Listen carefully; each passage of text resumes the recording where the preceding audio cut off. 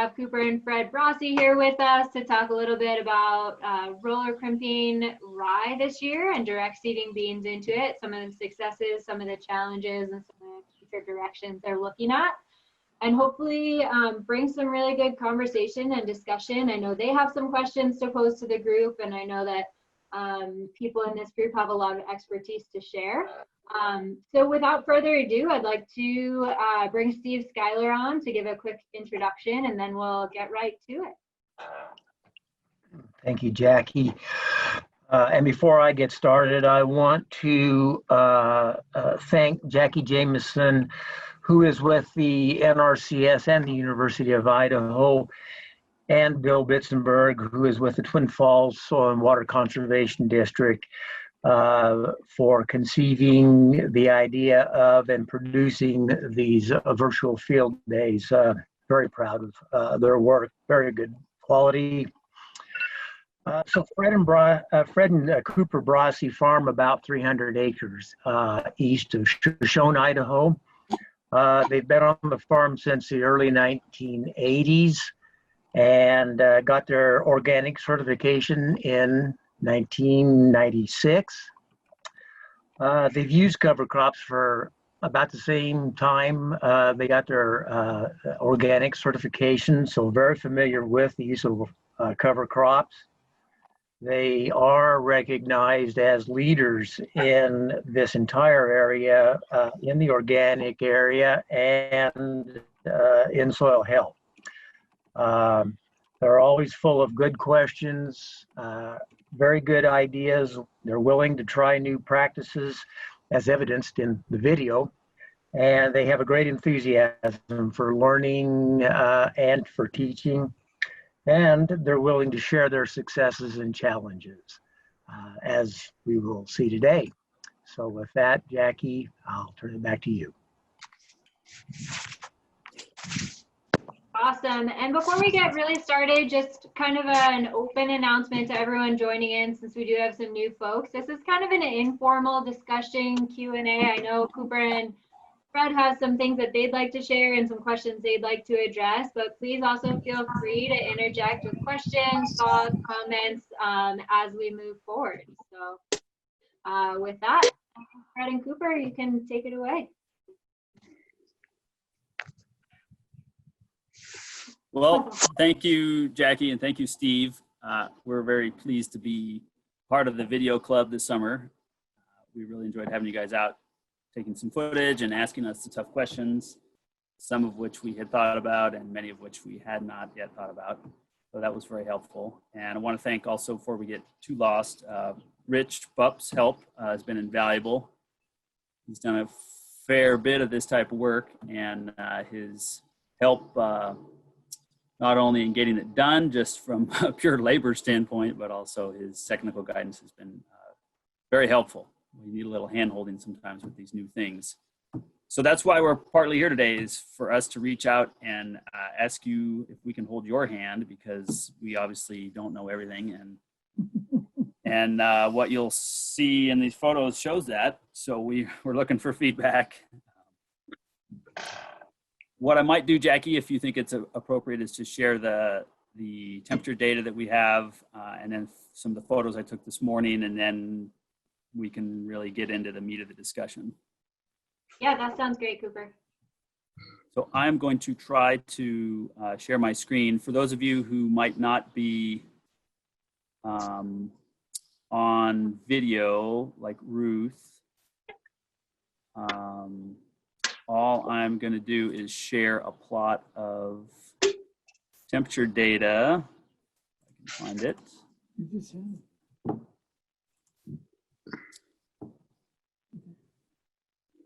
And it's basically, sorry, everybody. Share screen. Compares air temperature with soil temperature, and I'm seeing now that this is not right. So let's go look at this. That's not right either. So something's wrong with one of these trend lines, but we'll get to that. So this chart compares air temperatures, high temperatures for the day in red, and blue temperatures for the day are the minimum temperatures across the chart from April 15th to yesterday. There are black dots at the bottom, and those represent days that we planted beans. The blue diamonds represent days we watered the beans, and the brown circles represent soil temperatures in a conventionally tilled field where we have essentially bare ground and beans planted into bare ground. And the green dots, green for planting green, so to speak, represent no-till beans into rolled rye cover. So I did have some quick linear trends here for the air temperatures, and I think what happened is that the top one became disassociated with that and is now associated with the brown dots, which represent the soil temperatures for the beans in conventionally tilled ground. So what we have essentially is a 30-odd acre pivot split into half, and on one side we have rolled rye, direct tilled or minimum till beans right into rolled rye, and then on the other side we have conventionally tilled bare ground beans. And so I took these temperatures 200 feet apart over a series of days. I think the things to note here are right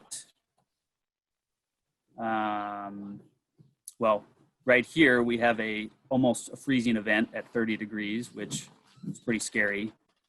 But in general, things are pretty cool. And you can see in the green circles that represent the rolled rye soil temperatures, they're just generally cool. They're, 10 or more degrees, either 5 to 10 or sometimes a little more than 10 cooler than the bare ground. And, that's kind of to be expected, but that's a lot more than we anticipated. And it's fairly consistent. And it's, you see here, this data point is right after we added an inch of water with the last irrigation, and temperatures dipped another few degrees there. So if you've watched the video, you've heard that we blame our poor stand mostly on cool soil temperatures, and that's why I'm showing you these data. Any questions on these data right here?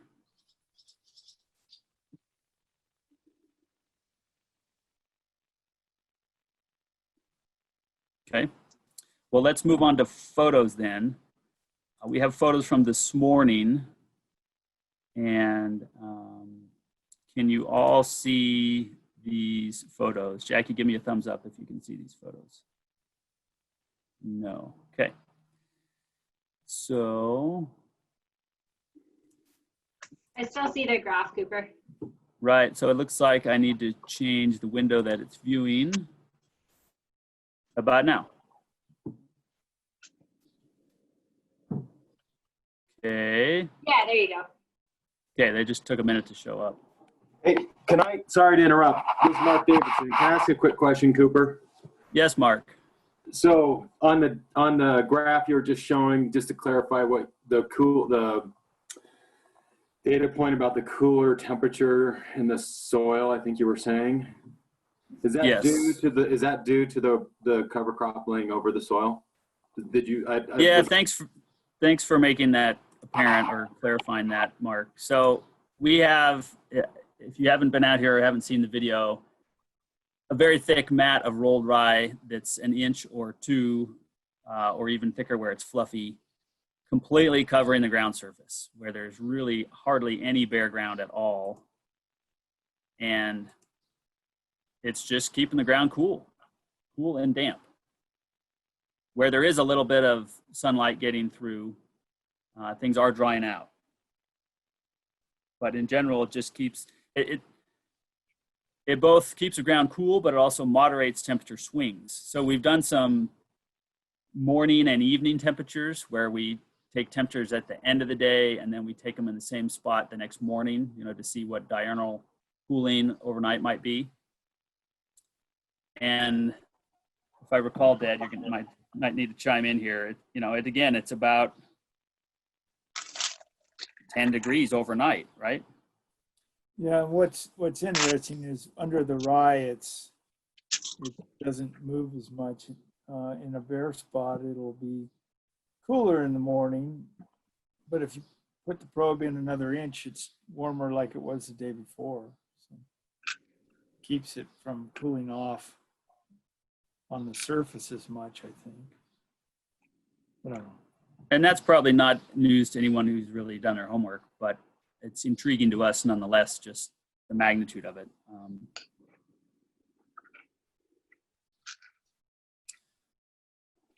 So I'll go back to the photos now, if anyone has anything else they want to pipe up with. Just that your data points don't necessarily show it based on the time that they were taken, but I would suspect as well that the soil under the rye cover would not fluctuate nearly as much as the soil not under cover in those bigger temperature swings, like for example from 6, I think, through 6-12. Yeah. So maybe with the shorter periods of warm interspersed with shorter periods of cold, the temperature of the soil under the rye may have just never gotten warm. Right, yeah, thank you for pointing that out, Jackie. You can see definitely in the brown dots where we're representing the tilled soil, there's huge fluctuations across the days in soil temperature. And the green dots are much more closely grouped, in a narrow range of temperature. And when you don't have a bunch of warm days in a row, you definitely cool things off. I mean, obviously we had a super chilly day here on the 28th. We don't unfortunately have any soil temperature data around that range, but. Well, I was going to say that even this morning at 11:30, the tilled field had cooled down to 71 because of the cold night last night, but the rye was still only 61. So how are we ever going to grow beans with 61-degree soil temps? And we're seeing that on the replant. The replant is really variable, and it's been in the ground since the 27th of June. Yeah. So this may not even end up being anything. I'm starting to really lose hope. Well, so I have a ton of questions, so I'm not sure if I should just keep asking them or stop. Go ahead. It's fine. That's what we're here for, Mark. Jackie, is that okay? Yeah, go for it. Well, maybe one question that pops right off of that comment, Fred, is well, maybe beans aren't appropriate with this strategy.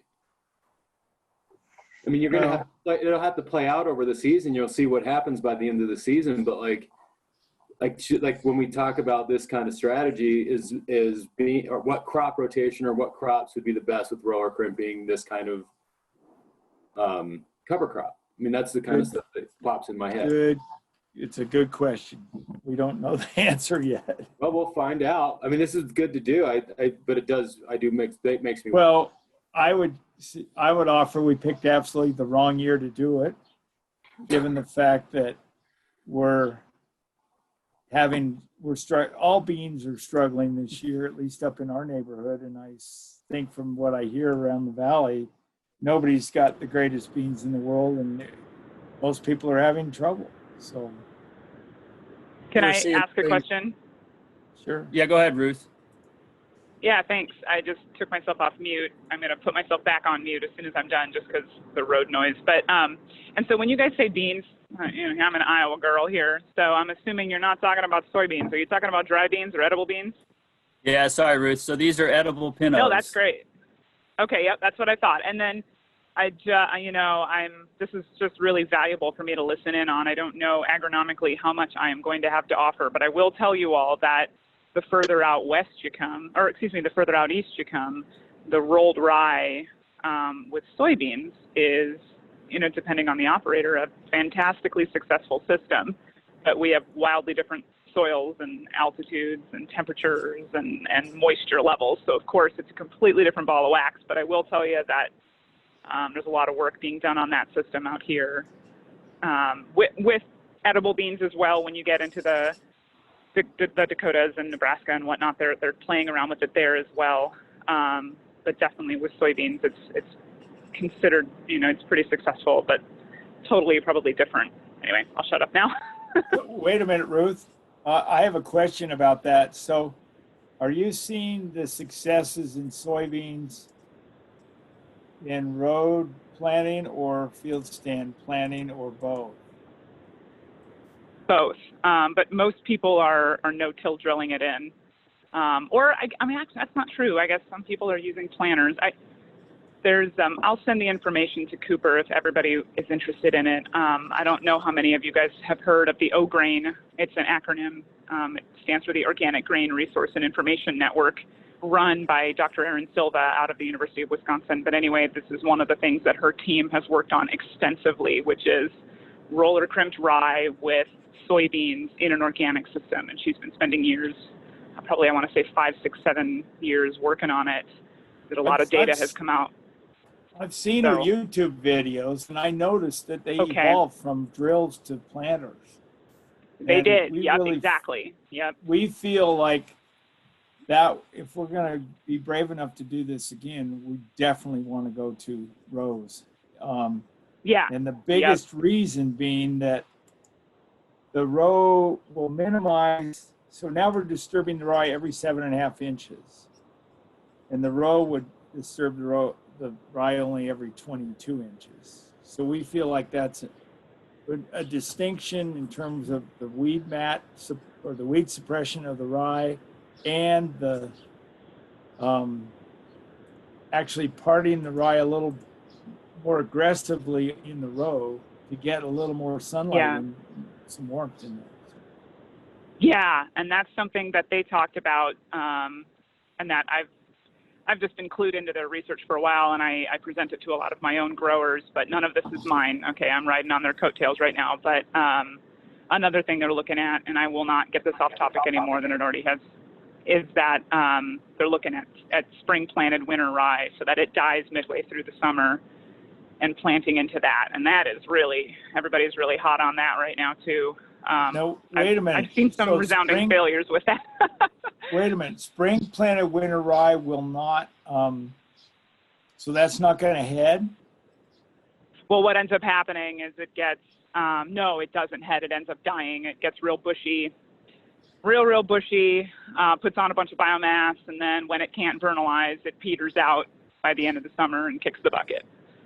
Whoa. But again, yeah, because it doesn't vernalize. So it only gets so far, it gets real bushy, and then it just dies. But anyway, I've taken this off topic. I apologize. No, this is totally on topic. This is why we're here. As I said in the beginning, we don't know anything. So we're asking for all you to tell us what to do. So this sounds interesting, but is this a conventional system where they're actually terminating the rye with chemicals? Nope, they're not terminating it. No, they're not terminating it. It dies on its own. These are organic systems. So the rye, they plant it in the spring, just like you plant a spring wheat, or something else. And then what ends up happening is midway through the summer, it gets real hot out here. I mean, you get temperatures in the 90s to 100, right? And it's not vernalizing. It makes it 2 months into its growth, and then it just dies. The rye just dies later in the summer. Doesn't that period between soybean emergence and rye, whatever you call it, senescence or whatever, isn't there too much competition for the beans during that time? Some people have, so right now a lot of people are playing with the timing. Some people plant the beans at the same time they plant the rye. And that, I know, right? But people are doing it, and then other people are waiting, and then no-till drilling or planting into the rye or whatever. And like I said, this is just emerging. So I feel like, because people have difficulties, like in general, people have difficulties roller crimping, doing the traditional plant the rye in the fall, and then roller crimping in the spring, and then planting the beans into it or whatever. And some people have success with that, and others have had some difficulties. So now folks are just playing around with doing spring planted rye and planting beans into it. And it's, what I'm going to do is I have a whole bunch of information, like PDFs and stuff that the O-Grain group, and as well as some of my growers with Blue River, all of their failures and successes, they put it all together into a bunch of PDFs. And so I'm going to track those up later tonight, and I'll get those over to Cooper, and he can send them out to all of you guys, and you can read more about it. But like I said, I don't, there's a lot agronomically that's very different between our systems out here and your systems out there. But I'm just hearing what you guys are talking about, and I'm thinking to myself, well, this sounds like what you're talking about sounds real familiar. So anyways, I feel bad. I did not mean to derail this. Ruth, I have one more question. So you couldn't see the graphs on the temps because you're driving, but my suspicion is that the real difference between us and the Midwest is the nighttime temps. So can you throw out what kind of nighttime temps you're dealing with at soybean planting time? Yeah, yep. And so, you got your altitude. What's your altitude out there where you're at right now? We're right at about 4,000 on our farm. Exactly. Yeah. Okay. So yes. So you are much higher than us. The average around here is around 1,000 maybe. So, right. So like when people are planting out here, temps don't ever get below, soil temps specifically. I think that's what you're referring to, or? Yes. Okay. Yeah. So out here, soil temps don't, in the spring when folks are putting in the beans, soil temps usually don't dip into below the 50s, just because you want to plant. Obviously, you want to plant your beans when the soil temps are 55 and rising, or 60 and rising. And so, but out here, we don't get those kinds of temperature swings like you guys do. Our soils really absorb a lot of that heat and then hold on to a lot of it overnight. And so soil temps at night they don't get that low. Once they reach the 50s out here, once they reach the mid 50s, they're there, and then they just get higher after that. So. Okay. Thank you. Yeah. Yep. I'm just going to mute myself. But if anybody, this is really great. I'm loving this. Learning a lot right now. We are too. Thank you. A couple of things to bring out from the comments.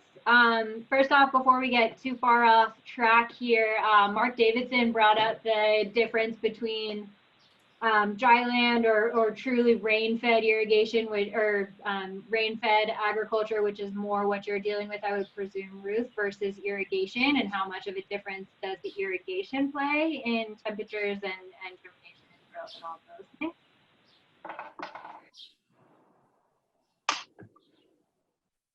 Which is maybe just more of a hypothetical question, because we're dealing with, a high desert climate with irrigated ground. It's a pretty different. Yeah, was that a question? Was that a question for me, or just a statement? A question for you, if you have any insight on it. Sure. Yeah, definitely. Okay, sorry, you cut out a little bit, but yeah, definitely. That was the reason I added that caveat. We clearly have rain-fed agriculture out here, and y'all are working with irrigation, and I do work with growers in Kansas that have pivot irrigation, but of course then very different soils, and there is a big difference between that system out there. You're at a higher altitude, and you're either using irrigation, or you'd have to use irrigation, I guess. So there would be a big difference, but I think a bigger difference is I didn't catch his question that he asked me, which was temperature. I think that's really affecting. I don't know what your stands look like with those soybeans, but soybeans tend to crash and burn pretty hard when they get temps that are lower than 50. They succumb, especially if it's organic, they succumb to a lot of fungal issues and temperature issues. And at least that's what we experience out here when we have growers who put their beans in too early. So. Well, our beans just aren't coming up, so. Yeah, and Ruth, our temperatures are, 60 and above, 60, 65 consistently under the rye. And of course, 70, 80 where it's tilled in bare ground. Yeah, and in the bare inches. ground, I can't see are the beans coming up better in the bare ground? Oh yeah, it's, we don't have all right. any issues. So yeah, it's, but anyway, I'm going to shut up seriously, because this is at the edges of my agronomic expertise, and I'm probably speaking from a place of not really good information. So, but this is fantastic, and I love listening to this, and thanks for inviting me. And one other question I want to bring attention to before we move on, Tyson Tyson Meeks from the Treasure Valley brought up a point that they've had a similar experience with winter wheat planted in spring in Western Idaho, that it dies when the weather gets hot. Tyson, I'm curious, you said you have some experience or heard of folks doing planting corn and winter wheat at the same time in this scenario. Any experience with beans or anything to say on the competition piece? It's a project we tried last year. We sowed winter wheat along with our corn to be a companion and cover crop. And I just mentioned it. It didn't work out real well. The wheat vastly outcompeted the corn early on. But I did notice sometime around the 1st of July that the wheat did go ahead and die off on its own and then let the corn come through a little bit. I don't know how practical it is, but somebody might be able to do something with that. Thank you.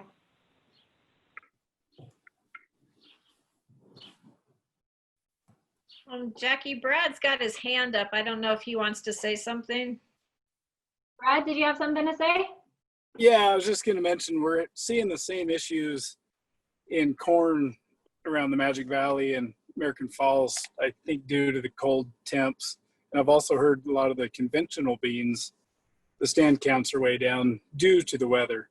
I mean, I know the rye has given us some issues also, but it's been heightened by the weather this spring, I believe.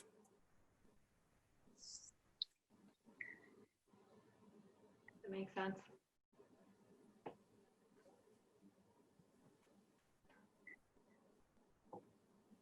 And also I'd throw out maybe some seed that should be grown in a more soil health fashion so it has a little more energy than the seed we're getting right now.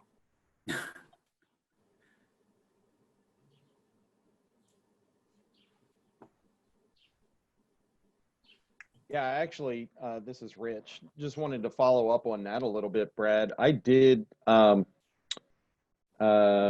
I just actually dumped out my germ test for both the Palomino beans, Palomino pinnos, and the Agassiz.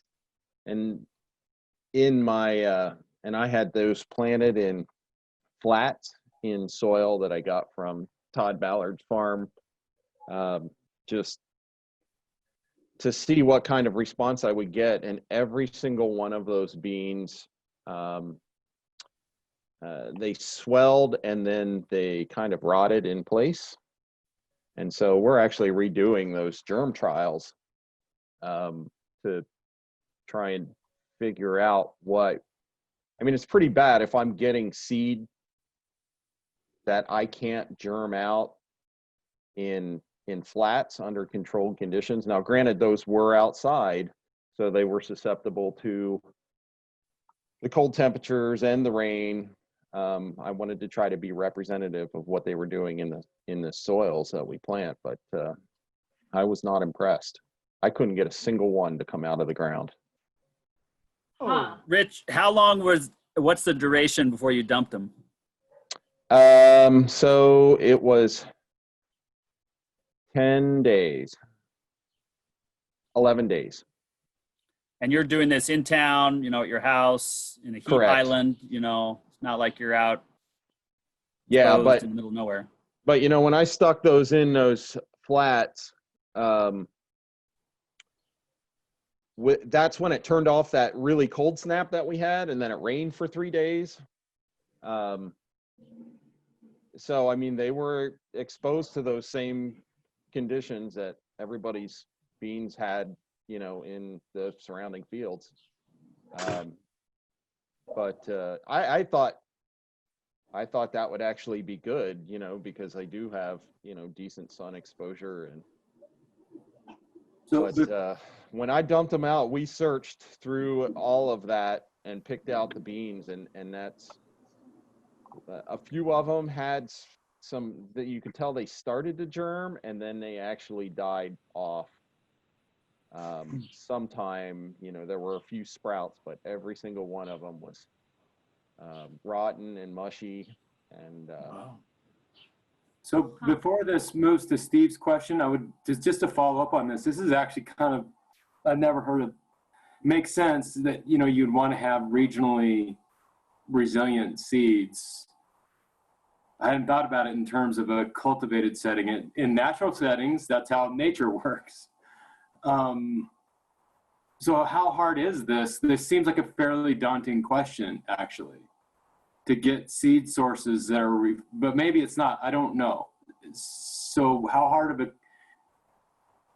how tough of a hill is this to climb to like get regionally sourced seeds that work?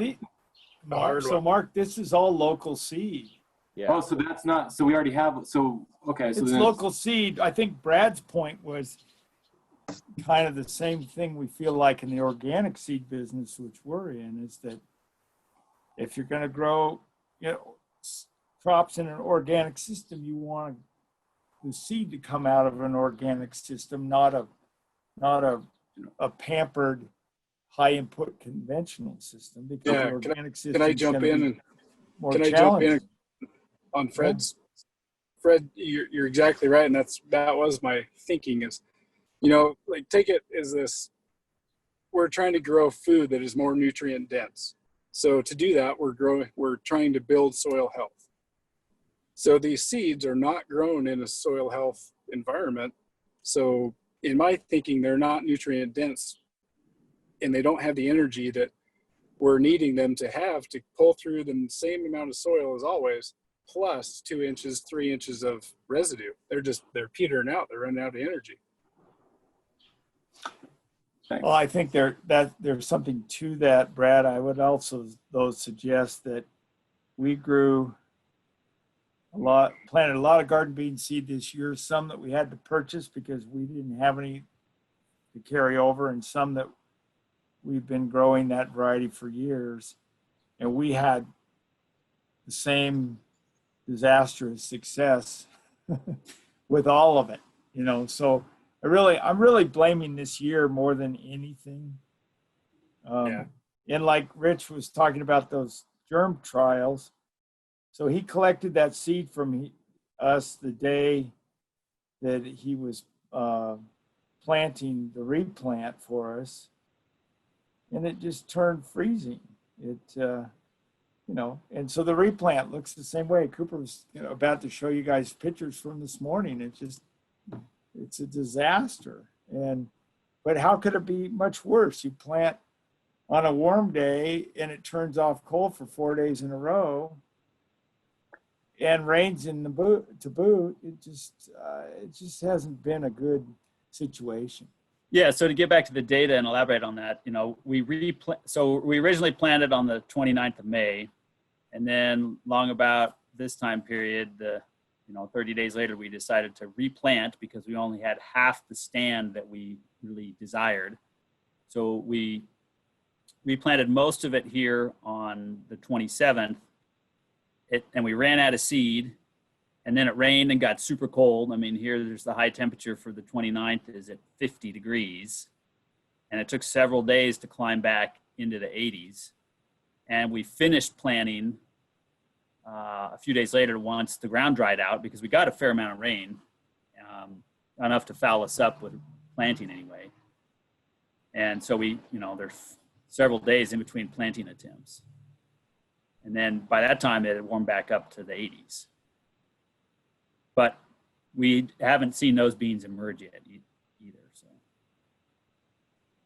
Well, they've only been planted for 8 days. Right. So even in a conventionally tilled, warm soil setting, they'd probably be up by then, but not always.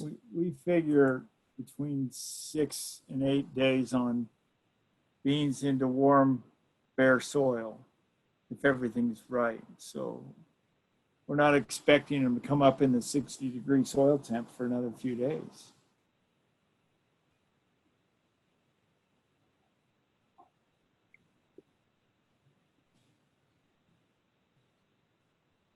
Where's Lance? Yeah, I recall Lance Griff having similar concerns or observations in some of his no-till corn in last year in 2019. I think at some public function, one of our sort of soil gatherings or sometime, he mentioned something along these lines where he had a lot of residue and he no-till planted corn. He did have some slower emergence, but should let him speak to that and not speak for him. Can I show you some pictures of what things look like right now? Please do. So let's see if this works. So Jackie, can you give me a verbal that you can hear, or that you can see these soils? See these pictures of the soil? And okay. Yep. So what about if I expand this? Can you see this window, or is it? Not yet. No, I just see the thumbnail still. So I have to share each window we open, it looks like. So how about this? So it's zoom, it's just a single photo now.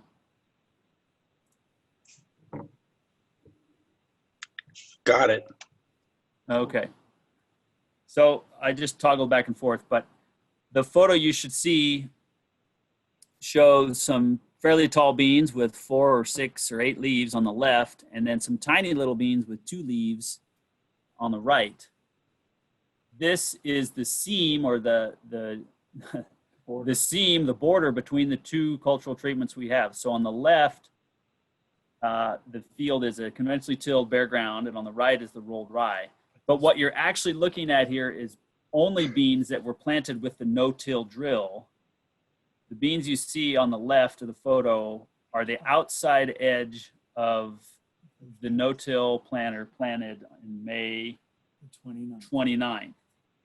So those beans went into bare ground just by pilot error, and they look okay. No, it's deliberate. Yeah. I overlapped on purpose. So they look okay. You know, they came up, they're healthy looking, no big deal. But as you saw in our video, the rest of the field is just not as robust.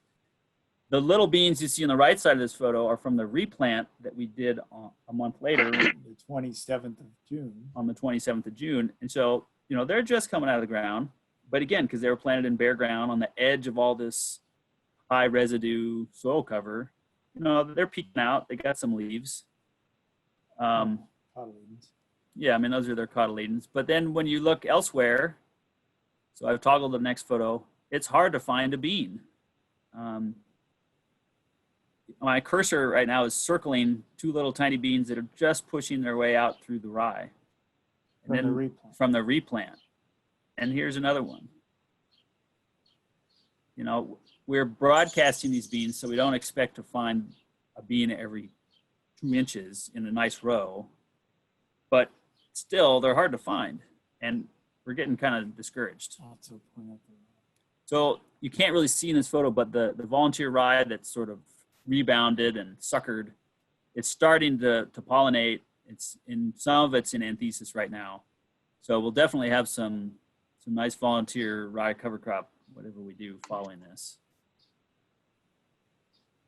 The next photo here shows some little baby beans peeking out of the ground right here and then over here. So again, these were taken this morning. The ground's a little bit dry, so we know we're going to cool off the ground, but we turned on the pivot. You know, the little beans just at the seeding depth, they've dried out. So we decided to give them some more water, knowing that we're going into forecasted 3 or 4 days of 90-degree heat after today. So we're putting on 1 inch of water right now. Again, here's some, so I've moved the rye apart here to find these beans. This is what it looked like. I said, well, where's the beans? And I looked and looked and found the seed line, and they're the little beans. So they're just coming up on the replants here. So hopefully with a little water and a little 90-degree temperatures and some warm overnight temps, knock on wood, these 3 little beans will push through this very thick rye mat and find some sunlight.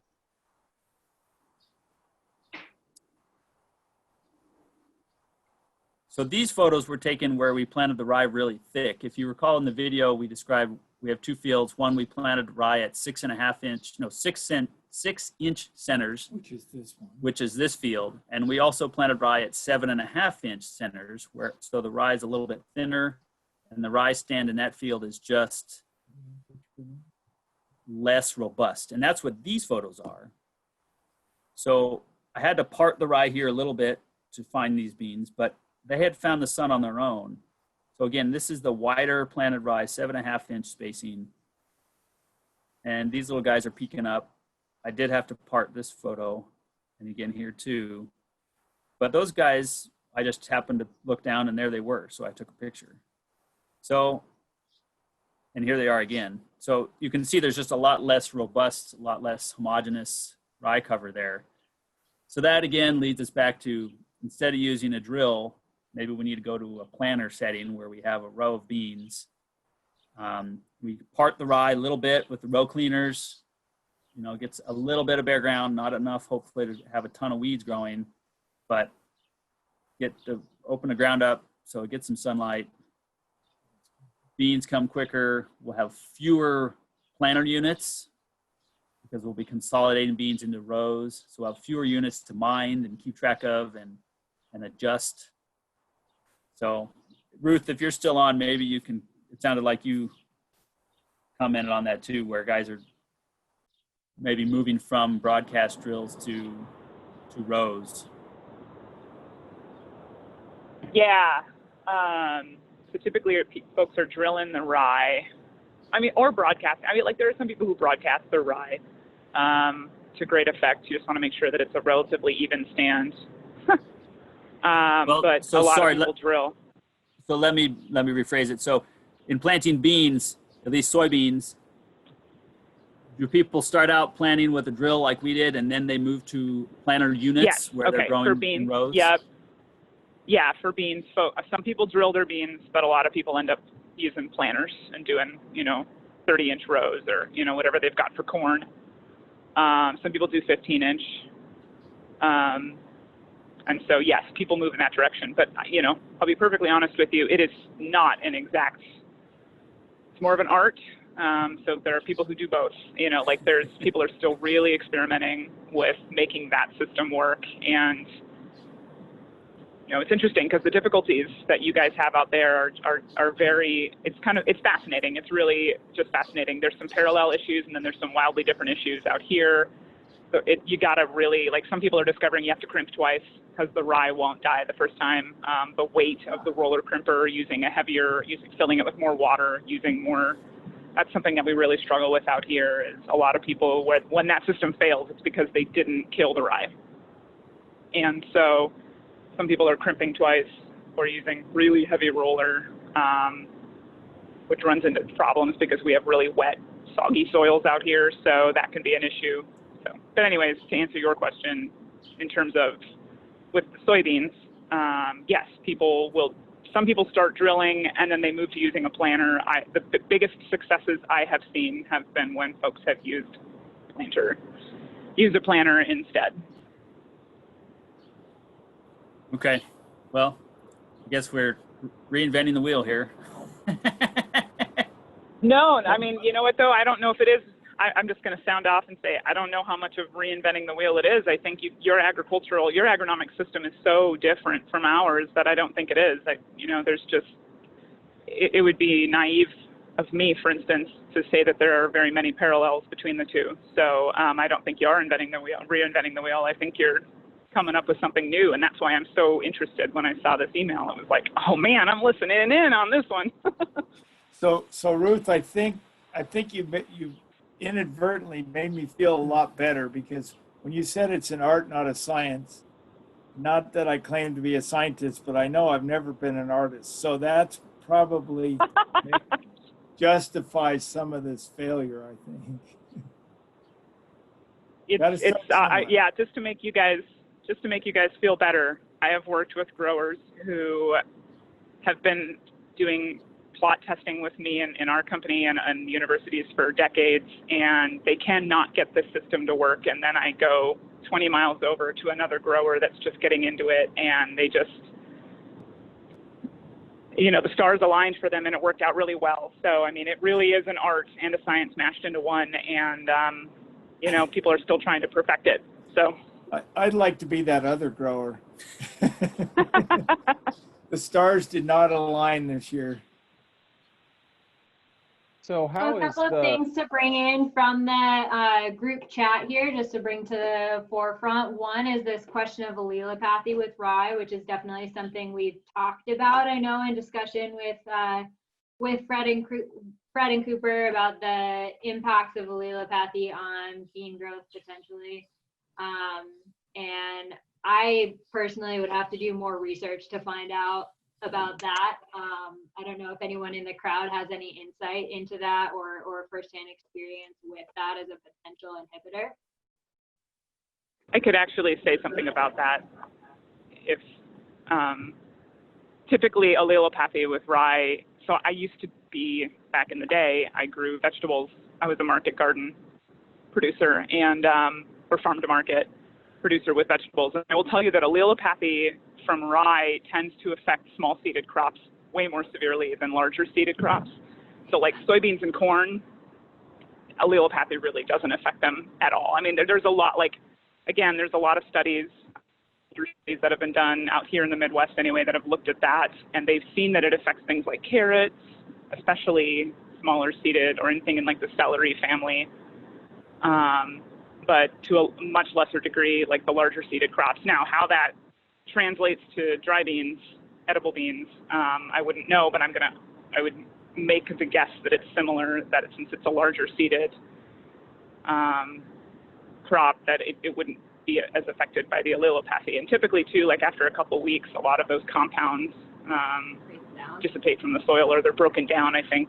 So yeah, that's what I know about it. Yeah, I know that healthy microbial populations would break down those compounds, but I also wonder, compounded with colder temperatures and potentially stress beans to begin with, that may play in. I don't know. Yeah, definitely.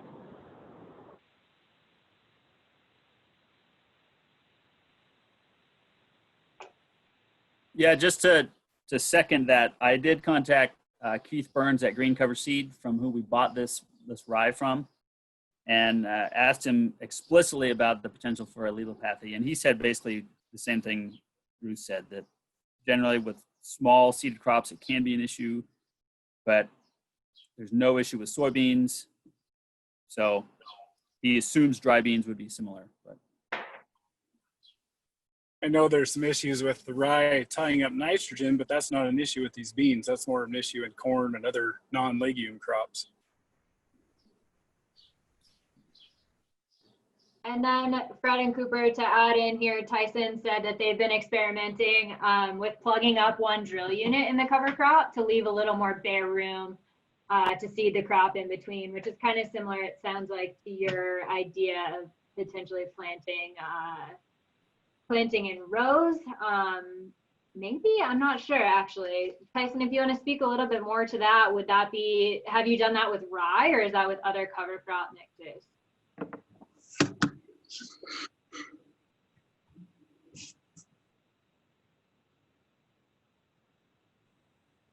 I can tell you what I know about it anyways. Okay. We haven't done it with rye specifically, but basically our concept is that we've got a little 10-foot drill on 6-inch centers. So we just plan out, every 22 inches where there's going to be typically a corn row, say, that we just take that unit off and plug off the seed box. That way, right where the corn row is, there is no cover crop. Seems to give everything just a little bit more space to get established, but it does leave a little more hole for weed competition to get started too. Right.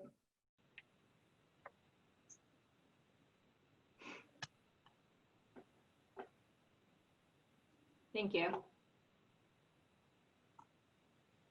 so Fred and Cooper, one of the reasons why you guys are trying this is the added weed suppression from the rye cover. How is, obviously there's some problems with the growth of your cash crop, but how is the weed suppression? Is that effective? Well, so first of all, the suckering on the rye, I would consider a weed problem, but Sure. I'm definitely noticing annual weeds coming in those bare spots. But in terms of under the rye, no way. Nothing's going to ever grow under that until it breaks down now. So if I understand it right, the theory behind broadcasting beans in an organic no-till system would be to get quicker ground cover, Quicker canopy. and possibly that the beans would hold each other up better. So for swathing, for harvest or direct harvest, whichever. But the more time I spend out in those fields, the more I really think that this no-till row planting is the way this is going to work the best, because we have plenty of weed mat, which is too good, and the beans are struggling to get through it. That's my, maybe soybeans just, are such a different breed of cat that they can wind their way through that rye. I don't know. We actually have witnessed beans coming up and breaking off under that rye because they can't get through it. It's too thick. So like if we use my planter or modify my planter for next year, try something similar with the row sweeps and actually open that rye up a little bit, it would probably eliminate that.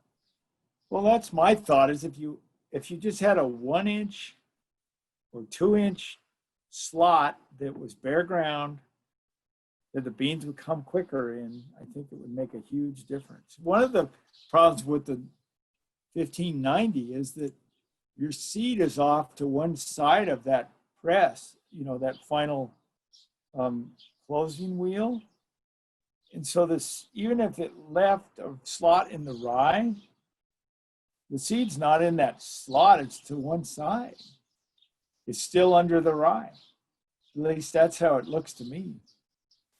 So a standard planter with a pair of press wheels that leaves the gap in the middle, that makes more sense to me. I'm afraid our row cleaners would have to be like wavy culture, because from what I've researched, the guys in the Midwest doing this, the row cleaners just tangle up in that heavy rye residue. They can't manage it either. So maybe some wavy cultures out front to cut a slot, not in the soil, but just in the residue. Yeah, I don't know. That's the part we need to figure out. Yeah, if you had fingers, you might make a mess. Right. But Yeah. although, if you're planting the same direction you rolled, it should be okay. Yeah, it might get Ruth, through it. I hear you again, Ruth. Yeah, I just signed back in, and I'll put myself on mute. I got kicked out of the call right as you guys were talking about something really important that I wanted to sound off on, and that is, people, when they're planting the beans into the rye, they do use either no-till planters or no-till drills, and they've got sweeps or things that move the trash aside, so that there is that strip. And so I didn't even, in my brain, I'm so used to the systems that we use out here that it didn't even occur to me to think broadcasting these little seedlings trying to fight up through that mat. That's a really valid, that would be difficult. So, and I just didn't even think about that. But Ruth, when Cooper refers to as broadcast, that's some misnomer that I don't subscribe to. Broadcast is spreading but people call beans planted with a grain drill broadcast. So that's why. So we are planting with a grain drill. Okay. But we are still having trouble getting the beans through the rye because to come up through it. Drill does not leave an opening. No, yeah. So the people, I guess what I'm getting at is the folks that use the no-till planters have what you were talking about. And so I'm just envisioning all the fields I've stood at where we've done this. And there is a clear space. Small space where that seed has gone in. Okay, thank you very much for that. It confirms what I believe. Am I getting into trouble now? No, not at all. Hindsight is more valuable than foresight, right? And kind of adding to Brad's comment there, Tyson, just threw in an 1.5-inch wavy coulter, cuts a surprisingly good slot through the cover. Coupled with a row cleaner set real gentle, it might kick that residue out of the way.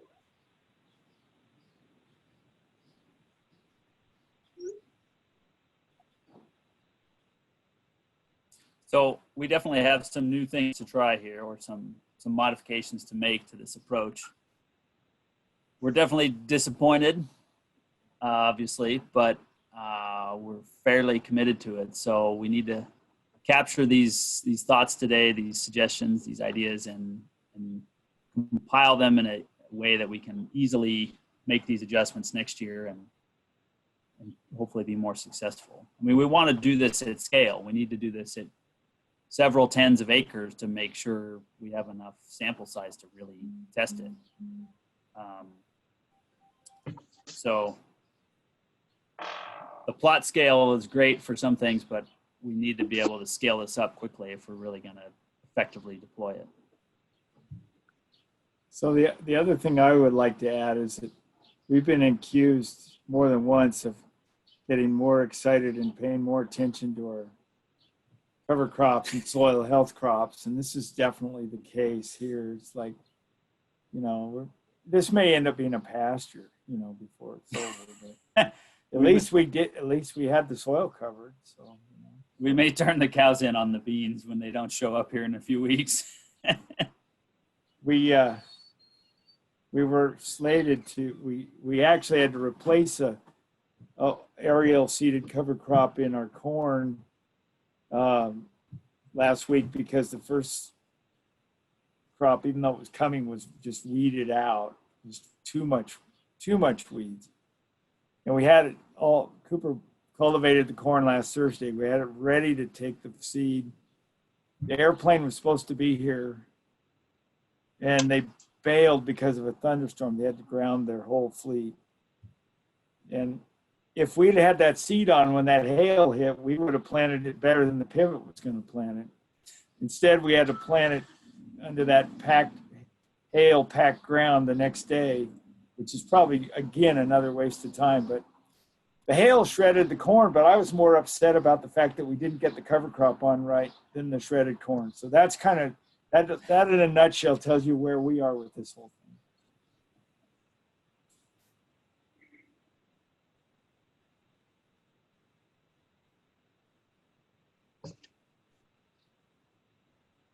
That left him speechless. Yeah, is there anything else we can share, or does that just put the nail on the coffin there? Well, just kind of bringing it full circle back to one of the biggest challenges that you all pointed out, thinking that this year was the poor stand of beans was likely caused by weather, cool temps under the rye, et cetera.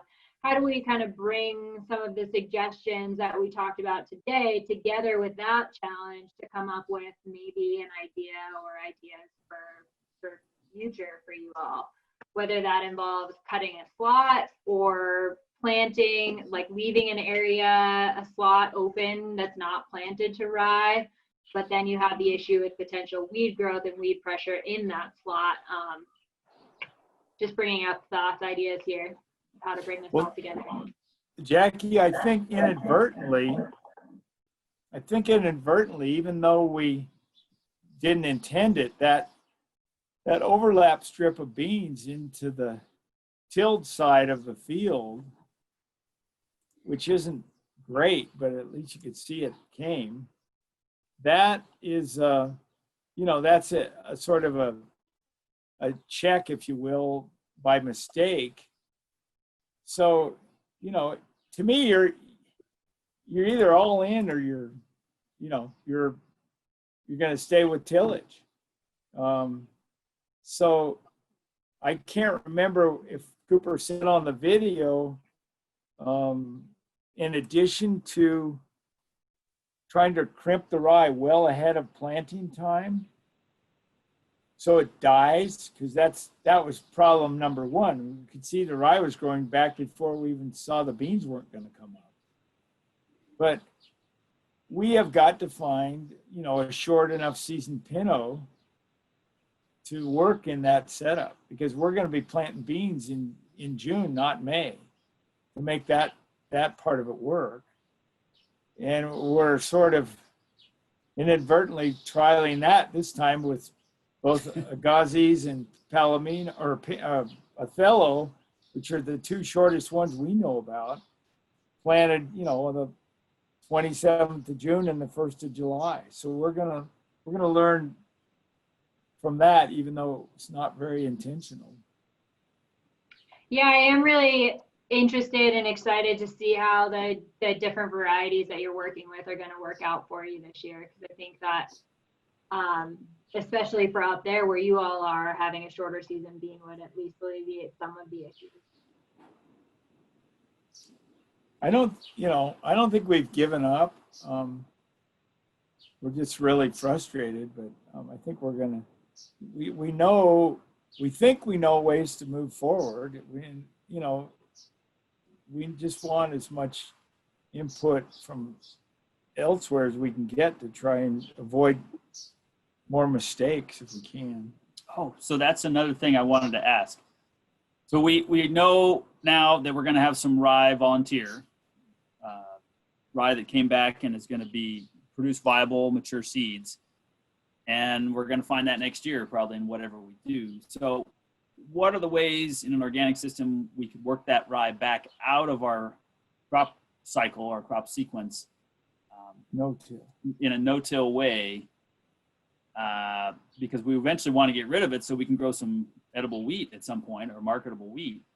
But the one way we've come up with so far would be to plant probably another winter cereal or maybe a spring cereal into that in a no-till, with a no-till method, and get that to grow up, and then in the spring cut that for hay or green chop it off and take that other cereal, whether it's, you know, a winter wheat or an oats or something else, and whatever leftover rye comes back, take that away, and then plant either a clover or a hay into it, an alfalfa to go back into hay for a few years. And then that repeated cutting of those forages, perennial forages, would eventually work the rye out, you know, by submission, basically.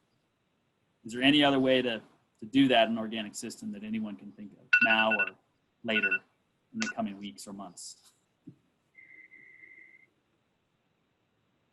Well, I'll add, and I know we had talked about this up there, making a pass across that volunteer rye with a mower, and, you know, just to eliminate the volume of volunteer heads.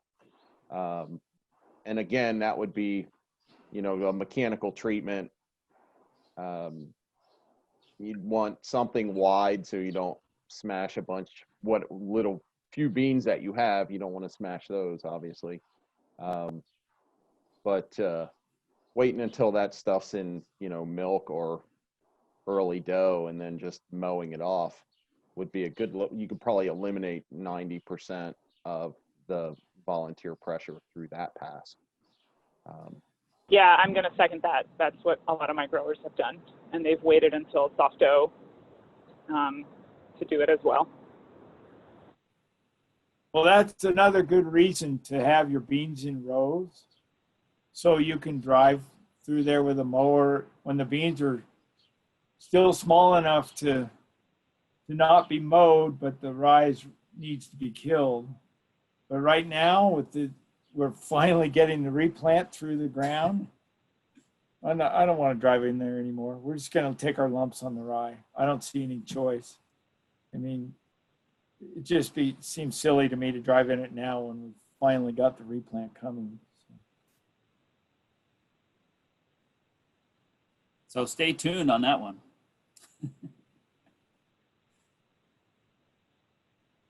I know you guys want to do as much no-till as you can on this project, you said, but even just a shallow disking can help eliminate some of this regrowth, or not the regrowth, but the volunteers you're talking about, and still not completely undo all your soil health progress that you've made so far.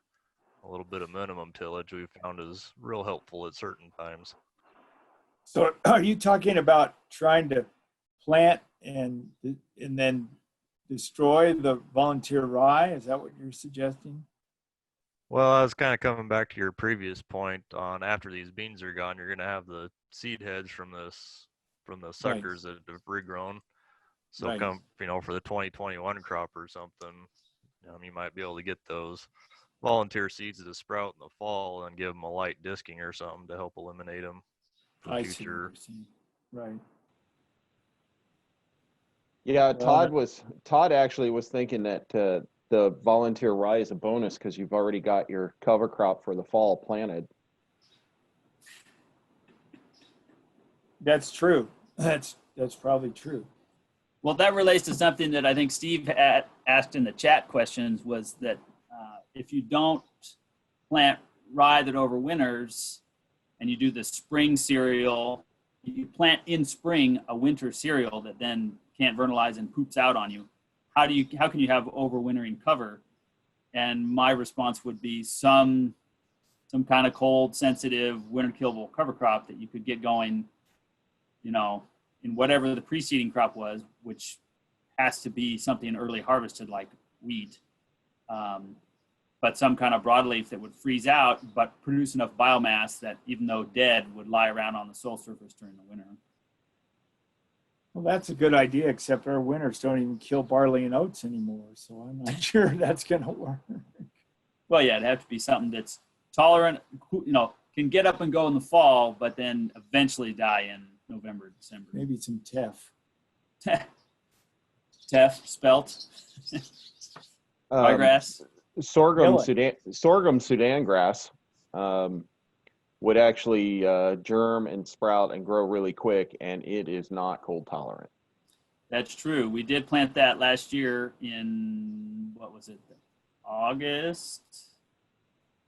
No, we planted that sorghum No, we Sudan planted that in sorghum July. in July, that's right.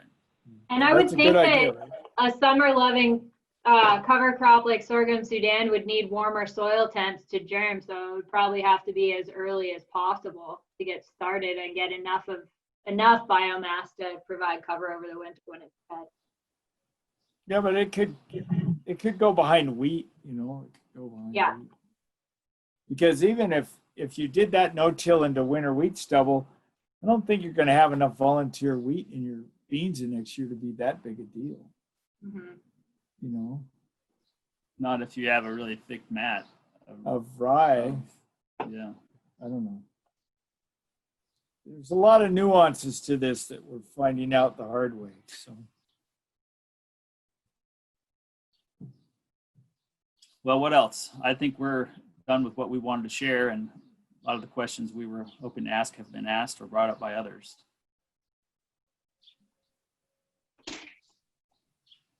I guess I'd like to add, for those who aren't necessarily here live, but maybe watching this afterwards, the recorded version, if you have any thoughts, questions, etc., after watching, feel free to shoot me an email, and I can make sure to get that communicated to Fred and Cooper just so we can continue the conversation after this live session. Thank you. Thank you, Jackie. That's a good idea. Mm-hmm. Anything else before we say goodbye for today? Just one final thought. Cooper, I know you said at the end of the video you guys are thinking about not letting the rye grow so vigorously in the spring so you had less mat to deal with.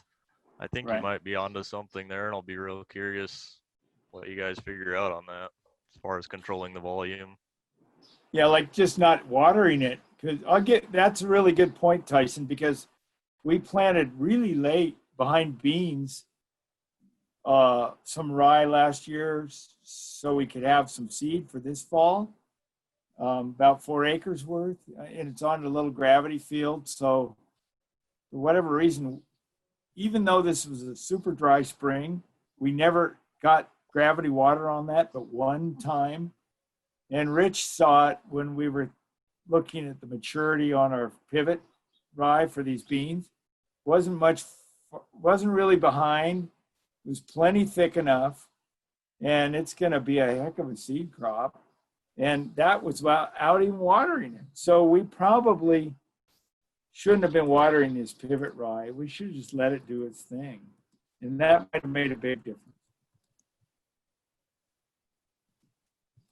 Thanks for bringing that back up again, Tyson. I think that was an important part of the conversation as well.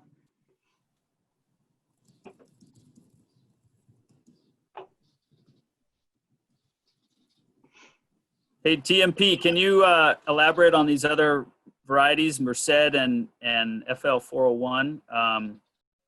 We planted Elbon because it was recommended to be one of the earliest maturing that was available. Can you hear me? Yeah, go ahead.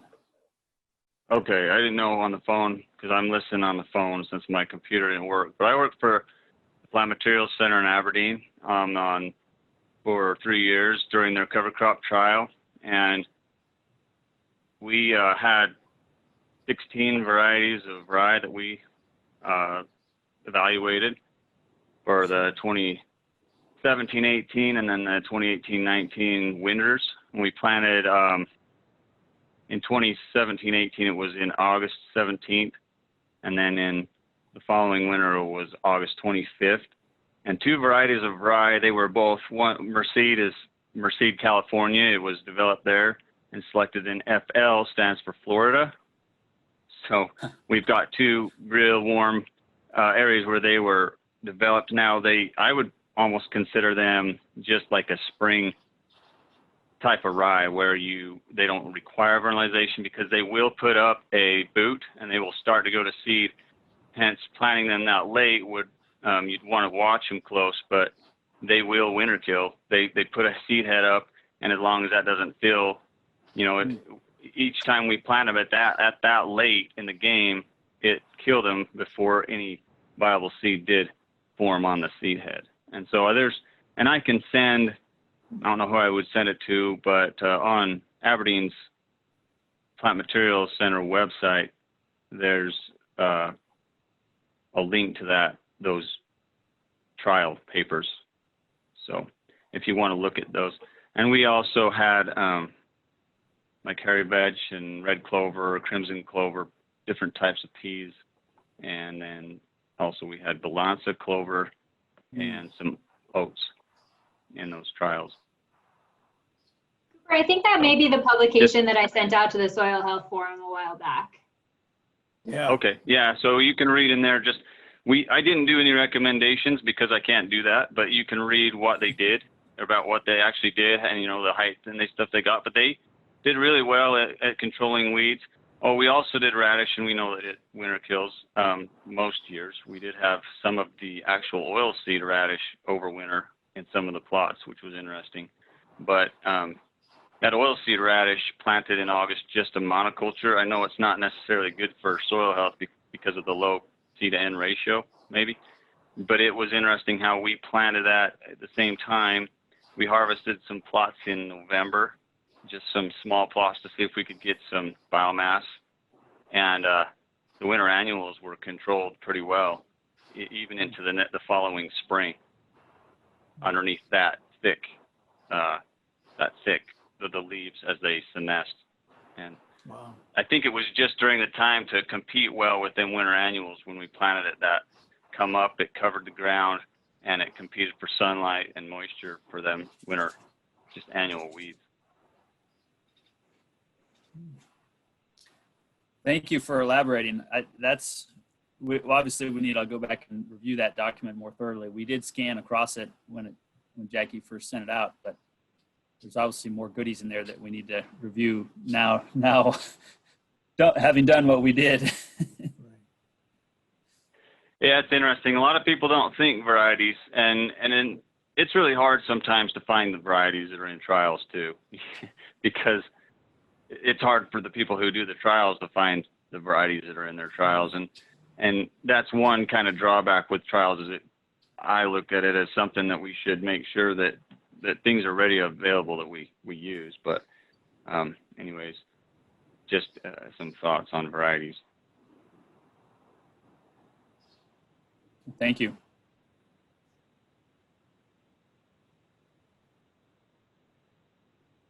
Bill, you've been awful quiet. This is not in my wheelhouse. You know that, Cooper. If it doesn't have a plow and a sprayer with Roundup in it, I wouldn't know what. Oh, wait a minute. You said you had a 1590. I do. I planting some stuff, but not. Oh, that's tied to the sprayer? Is that what you're saying? Well, I've got a boom on it. One pass solution. Yeah. Boom in front of the grill. Okay. Yeah. Cool. I don't know. Jackie and I have been talking about we're trying to figure out how to get a little bigger audience or broaden our base a little bit so we can get some more feedback. It's really interesting to get this back and forth. It's fun to have stuff from the Midwest coming in, some of which we can use and some of which we can't. So if anybody has any ideas, we're kind of trying to figure out how to do this. Jackie's done a lot of, brava to Jackie. Well, I would like to suggest that these whole virtual discussion, field day / discussions have been actually a better way to move this along. If we'd had 4 field days now, we wouldn't have had very much attendance at any one of them. And this video obviously had a lot of watches, whether or not people called in today. So, and these wrap-ups are, at least for us, this is great. So, Jackie, I think you really hit on something here. It's whether COVID lets up or not, this is a great way to move this process forward. Yeah, it's definitely been a group effort, and a lot of that came, the impetus or sort of push was due to COVID, but I think that the idea behind all of it, as a lot of us have talked about, is that, this makes things more accessible to folks when they're really busy during the growing season. And hopefully we can continue it. And I think that we're trying to get at or figure out if there's a way that we can include not only these kind of more scheduled, specific talks, but also a format or a forum for folks to share more things on the fly, like quick questions or quick updates, or, are you having luck with this kind of thing, more of a forum type setting, and trying to figure out what that can look like for us locally here in the Magic Valley. So any suggestions, I'm super psyched to hear. Well, if you figure that out, I think even if it's just to come see cattle grazing out there, whatever, a follow-up on your video out here would be worth seeing, whether it's beans or, or grazing it off, whatever it turns into. So yeah, maybe we'll no-till in some sorghum Sudan and graze it in August. There you go. Sounds good. We haven't given up yet. The beans just need to show up. They have a few more days. Yeah. There's still a lot of time to plant sorghum Sudan. We're fine. Plenty of time. All right. Well, thank you all so much for joining in. And again, for those who are maybe watching this on recording, please do shoot me any questions or thoughts that you have, and we'll continue the conversation outside of this Zoom. So thank you, Cooper. Thank you, Fred, so much for sharing your insights and thoughts from this year. And we're really excited to see how things move forward. Well, thanks for making the effort to document it. I think it's really been, that in itself is going to be useful. So. Yeah, thank you very much. We'll keep it going. All right, see you guys. Thanks, everyone. Thank you for your questions. And